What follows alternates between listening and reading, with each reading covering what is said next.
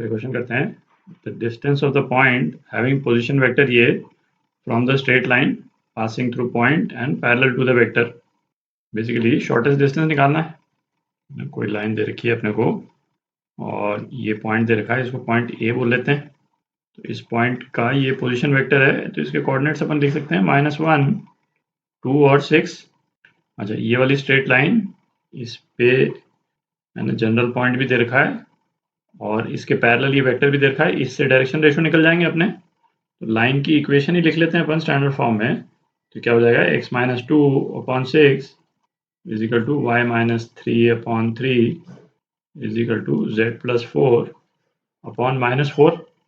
Point का line से distance निकालने के लिए अपन क्या करते हैं, है ना, वैसे पॉइंट के कोऑर्डिनेट्स अपन निकालते हैं जो जिसको यदि ए लाइन से यदि अपन ज्वाइन करें तो है ना ये परपेंडिकुलर बनेगा। ए पी जो है शॉर्टेस्ट डिस्टेंस। तो इस लाइन पे पहले एक है ना जनरल पॉइंट लिखते हैं। कोई जनरल पॉइंट है ना, उसके कोऑर्डिनेट्स जो हैं वो क्या हो जाएंगे, बेसिकली पैरामीट्रिक फॉर्म में लिख रहे हैं इक्वेशन को अपन। 6λ+2, 3λ+3 और -4λ-4। ठीक, हमको लैम्डा की वैल्यू निकालनी है किसके लिए, जब ए पी जो है वो इस लाइन एल के परपेंडिकुलर हो जाए। तो ए पी है ना, ए पी जो है वो क्या हो जाएगा, पी का पोजीशन वेक्टर क्या हो जाएगा, पी का पोजीशन वेक्टर माइनस ए का पोजीशन वेक्टर। इसको पॉइंट पी ले रहे हैं अब अपन। ए पी जो है वो क्या हो गया, 6λ+2+1। तो 6λ+3i प्लस 3λ+3-2, 3λ+1 j प्लस -4λ-10 के। ठीक, अच्छा, इस वाली स्ट्रेट लाइन के पैरेलल जो वेक्टर उसको नॉर्मली अपन बी लेते हैं, है ना, वो वेक्टर अपने को दे ही रखा है, डायरेक्शन रेशियोज दे रखे हैं लाइन के अपने को। तो वेक्टर बी है ना, ये क्या है, 6i + 3j-4k। ए पी जो है वो लाइन के परपेंडिकुलर है, इसका मतलब ए पी डॉट बी है ना 0 होना चाहिए। ये क्या हो जाएगा, है ना, डॉट प्रोडक्ट दोनों का 36 λ+18 + 9λ+3 + 16λ+40 इज इक्वल टू 0। ठीक, इससे आपकी लैम्डा की वैल्यू आ जाती है, लैम्डा क्या आ जाता है, λ-1। लैम्डा की वैल्यू पी के कोऑर्डिनेट्स में अपन डालते हैं। तो पी के कोऑर्डिनेट्स है ना, पी के कोऑर्डिनेट्स क्या आ जाते हैं, -4, 0 और 0, है ना। -1 लैम्डा की वैल्यू डाल दी अपन ने इसमें। तो पी के कोऑर्डिनेट आ ही गए, है ना। ए के कोऑर्डिनेट्स अपने को मालूम है।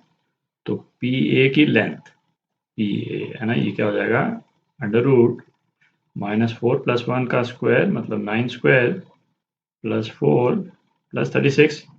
तो क्या हो गया, 49। 9² नहीं 9 है, √49 मतलब 7। तो ये आपका आंसर डी पार्ट।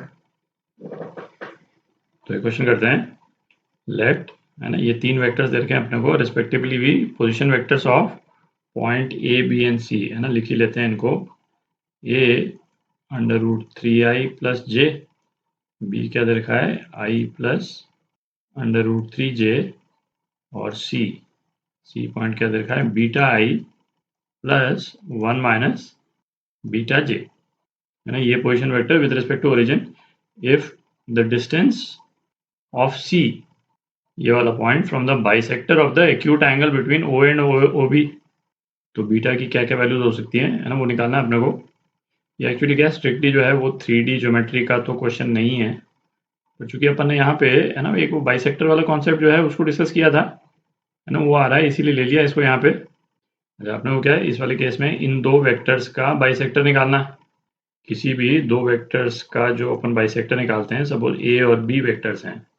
अच्छा, बाइसेक्टर वाला जो वेक्टर है ना, इसको मैं पी बोल रहा हूँ, सी नहीं बोल रहा हूँ, है ना। वो क्या होता था, unit vector a plus unit vector b, है ना। ये तो अपन डिस्कस कर चुके हैं।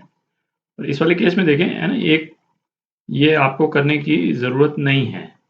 क्यों, क्योंकि है ना इन दोनों पोजीशन वेक्टर्स को आप यदि विजुलाइज करें ना एक्स वाई एक्सिस पे, तो आपका आंसर वैसे ही सिंपल से निकल जाता है। एक्स वाई कोऑर्डिनेट एक्सिस बनाते हैं एक बार। ये कोऑर्डिनेट एक्सिस बना लिया है, तो ये पोजीशन वेक्टर्स जो हैं ये क्या हो जाएंगे √3 1 है ना, एक तो यहाँ आ जाएगा एक पॉइंट, और दूसरा क्या है 1√3 है ना, एक यहाँ आ जाएगा। तो इन दोनों पोजीशन वेक्टर को बाइसेक्ट करने वाली लाइन है ना, बेसिकली ये 45 डिग्री वाली लाइन हो जाएगी। आप देख रहे हैं इनके बीच में से एग्जैक्टली इस तरह से लाइन निकलेगी, क्योंकि ये दोनों वेक्टर जो हैं सिमेट्रिकली प्लेस्ड हैं विथ रिस्पेक्ट टू एक्स और वाई एक्सिस। तो ये एंगल 45 डिग्री हो गया। तो लाइन की इक्वेशन जो है वो क्या हो गई, basically y is equal to x हो गई, मतलब y minus x is equal to 0। अच्छा, हमको क्या दे रखा है, इस लाइन का डिस्टेंस इस पॉइंट से जिसका पोजीशन वेक्टर ये दे रखा है, तो इसको कोऑर्डिनेट के फॉर्म में अपन लिखें तो पॉइंट सी क्या है, बीटा 1 माइनस बीटा, है ना, ये है पॉइंट सी के कोऑर्डिनेट्स। तो डिस्टेंस निकाल लेते हैं, है ना, इस पॉइंट का इस लाइन से डिस्टेंस निकाल लेते हैं। तो ये क्या हो जाएगा, बीटा, और इसको अपन चाहे तो x minus y is equal to 0 भी लिख सकते हैं, है ना, एक ही बात है। तो क्या हो गया, beta minus 1 minus beta upon √2, और ये कितना दे रखा है 3/√2।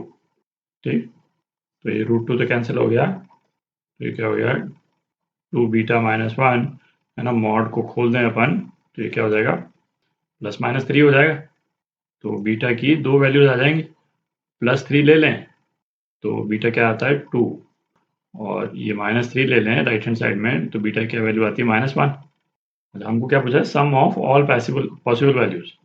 तो इन दोनों को ऐड कर दें अपन, इसको बीटा 1 बीटा 2 बोल दें, तो बीटा 1 प्लस बीटा 2 ये क्या है 1। तो ये आपका आंसर है ना, ये पार्ट।